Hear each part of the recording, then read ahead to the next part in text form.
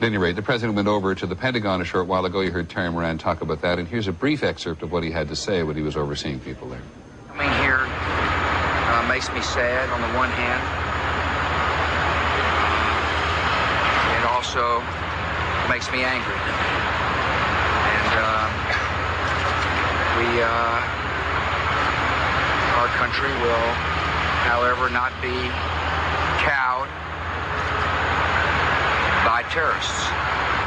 Mr. Bush said earlier today, when he was having a cabinet meeting earlier, I just want to check precisely on my notes, he urged the country to be patient and to be resolved, and made it clear, as did the Secretary of State, that there was going to be any retaliation until they found out who it was that they intended to retaliate against.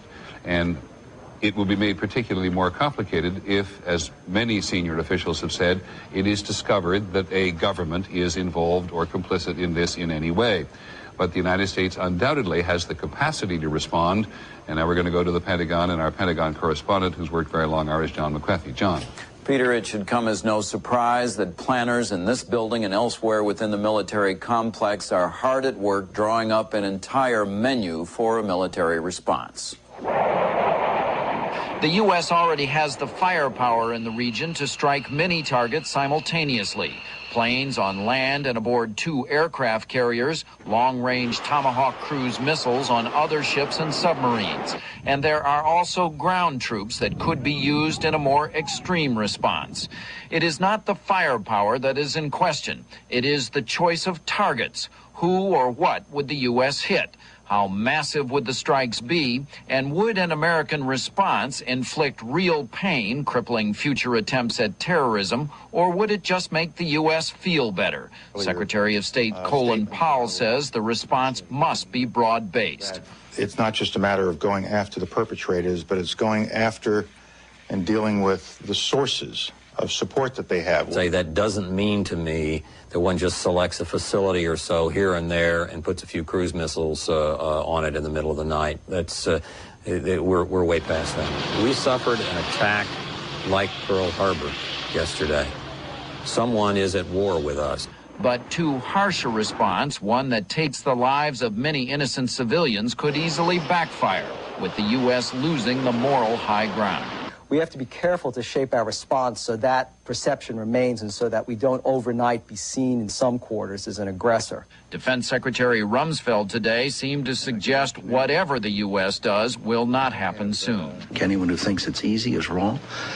I think that it will require a sustained and broadly based effort.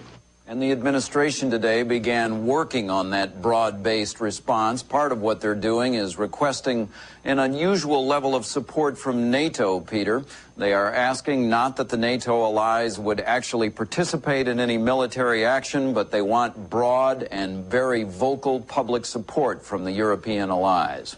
Jack, before I go on to talk about the U.S. and the rest of the world, the fire at the Pentagon today, which we talked about this morning, is it still burning? It is finally out, Peter, and they are finally in the process of sending in search and rescue people to remove what they expect are going to be only bodies. Okay, thank you very much, John McWethy at the Pentagon this evening.